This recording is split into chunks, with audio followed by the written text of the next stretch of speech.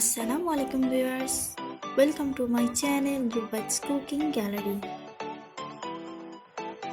কেমন আছেন আপনারা সবাই? আশা করি যে যেখানে আছেন ভালো আছেন।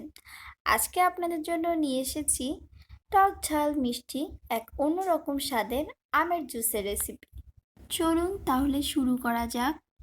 এর জন্য এখানে 4টি কাঁচা আম নিয়েছি, আর আমগুলোর খোসা ছিলে এই রকম ছোট ছোট টুকরো করে কেটে পরিষ্কার পানি দিয়ে 2-3 বার ধুয়ে নিয়েছি। এবার একটি ব্লেন্ডারের জগে আমের টুকরোগুলো দিয়ে দিচ্ছি।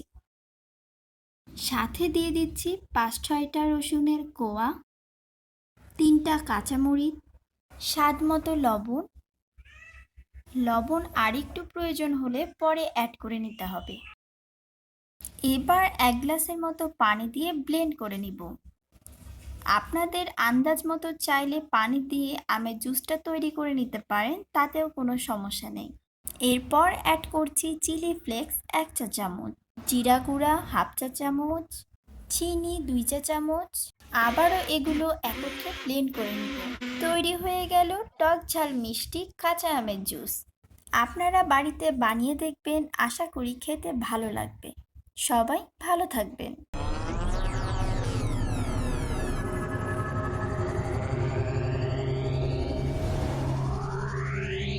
ভিডিওটি ভালো লাগলে চ্যানেলটি সাবস্ক্রাইব করে পাশে থাকা বেল আইকনটি প্রেস করে সাথেই থাকুন। আল্লাহ হাফেজ।